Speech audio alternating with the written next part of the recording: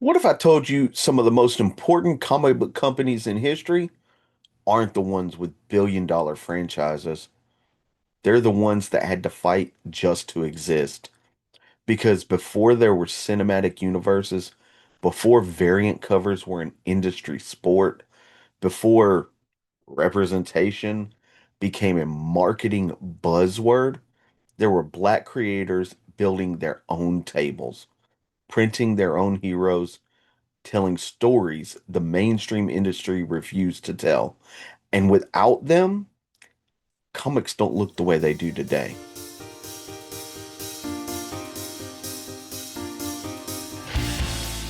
Good morning, good evening, good afternoon, and welcome back to another episode of Nerdin Out with Chip Hazard right here on Movement Radio.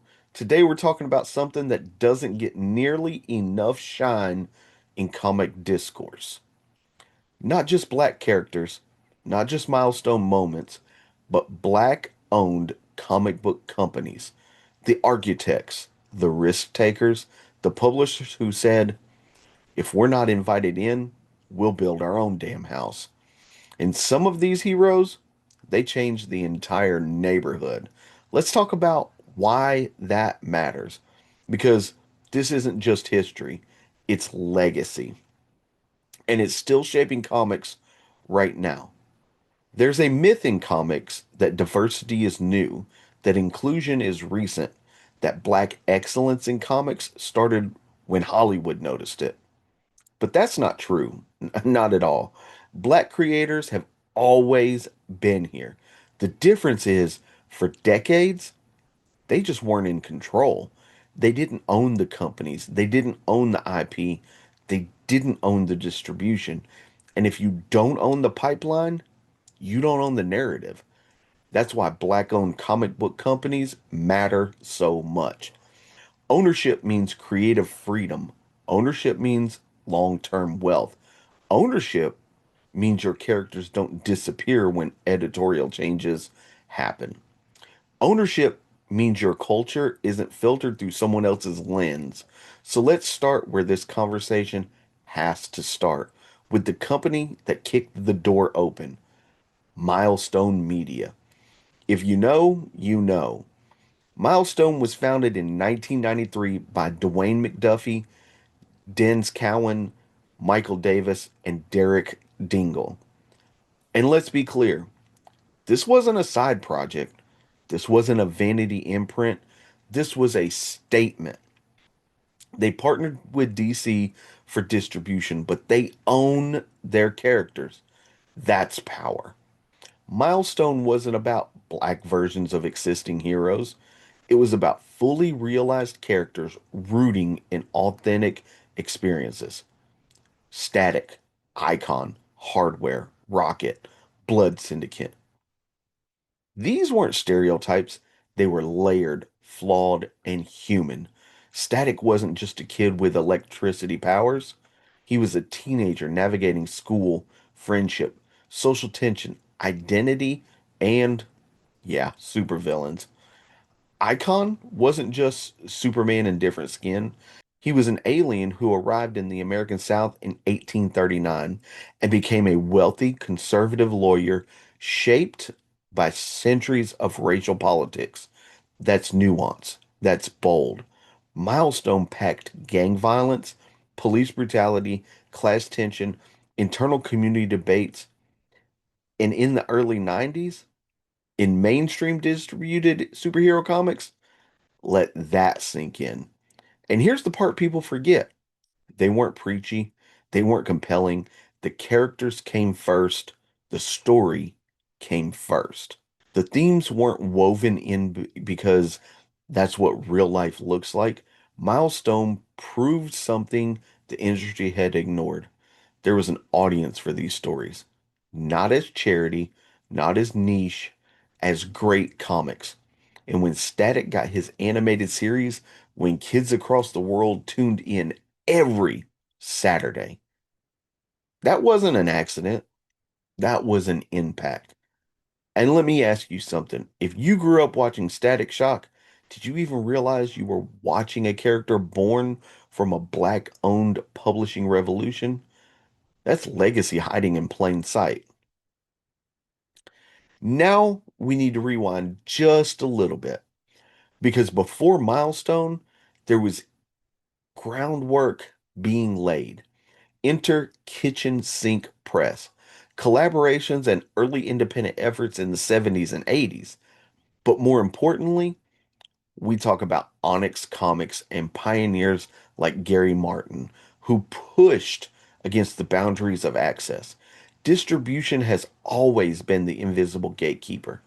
In the 80s, if you weren't Marvel or DC, you were fighting for shelf space. Black creators weren't just fighting for shelf space, they were fighting for acknowledgement. This era wasn't about scale, it was about persistence, and persistence builds infrastructure. Then we have the ANIA, or the African American Independent Comics Alliance. Now, this isn't a traditional publisher, but it's important because community is infrastructure. ANIA was about networking, connecting creators, and sharing resources, making sure that Black comic creators weren't isolated in silos. That's the unglamorous part of industry change. The email lists, the convention meetups, the shared tables, movements don't just happen, they're organized.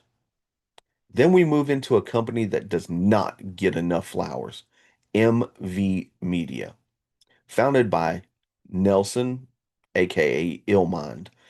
MV Media focused on culturally authentic superhero storytelling with titles like Guardian Prime.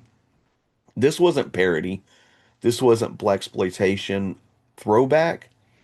This was modern, high concept superhero myth making with black protagonists at the center. And again, ownership. If you see the pattern, that's not coincidence.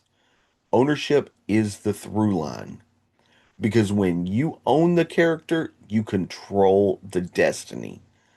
And then there's Lionforge. Now, this is where things scale.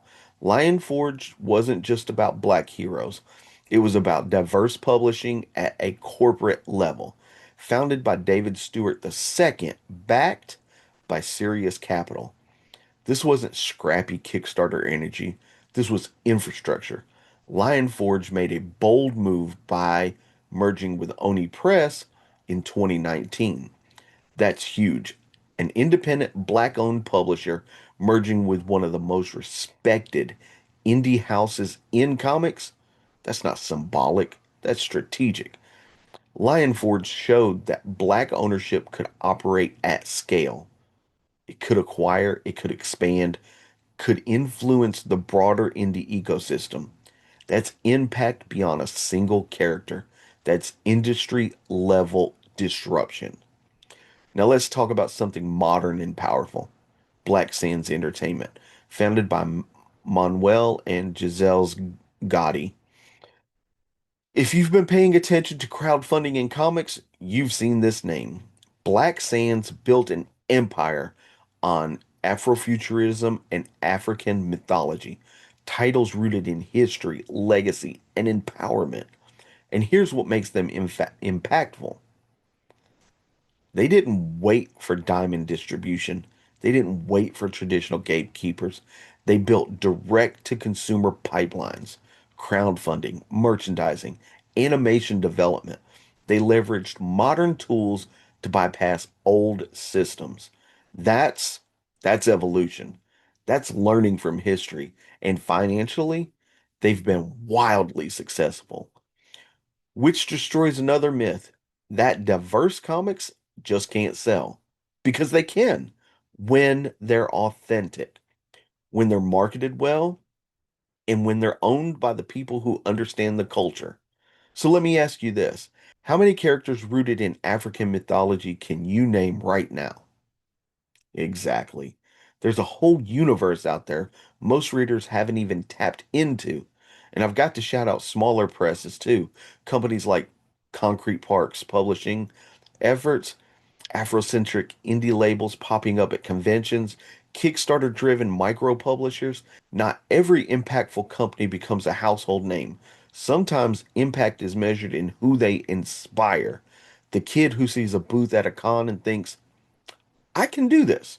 The creator who realizes ownership is possible. The fan who sees themselves centered for the first time. That ripple effect. It's real. Here's the bigger picture. Black-owned comic companies didn't just add characters, they expanded what stories could be. They challenged the idea that superhero universes have to orbit the same cultural lenses.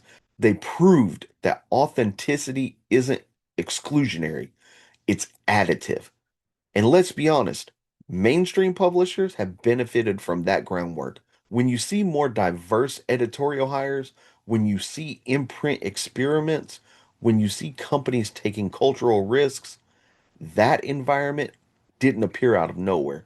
It was built brick by people who had less money, less access, and less margin for error. That's impact. And here's my opinion: ownership is the future of comics. We're in an era where creators understand IP value, film rights, streaming deals, merch, games. The next milestone, the next Lion Forge, it might not look traditional. It might be digital first. It might be crowdfunded. And if history tells us anything, it'll be creator owned and likely community driven. So if you're an aspiring creator watching this, study these companies, not just their characters, their structure, their strategy, because talent gets you noticed. Ownership builds legacy. Now, before we wrap this up, I want to hear from you. Which black owned comic company has had the biggest impact on you personally? Was it Milestone? Was it discovering Black Sands on Kickstarter? Was it finding an indie booth at a local con that blew your mind? Drop it in the comments. Put people onto something new. That's how the ecosystem grows.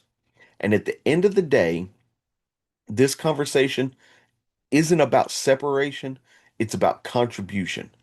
Black owned comic companies didn't exist to isolate, they existed because isolation already existed. And instead of waiting for permission, they built, they printed, they published, they proved, and the industry is better because of it. Comics are better because of it. We, we are better because of it. If you enjoy this deep dive, hit that like button. Subscribe if you're new to the channel. Share this with somebody who thinks comic history starts and ends with the big two, because it doesn't. Until next time, keep reading, keep collecting, and keep nerding out. I am Chip Hazard, and this is Movement Radio.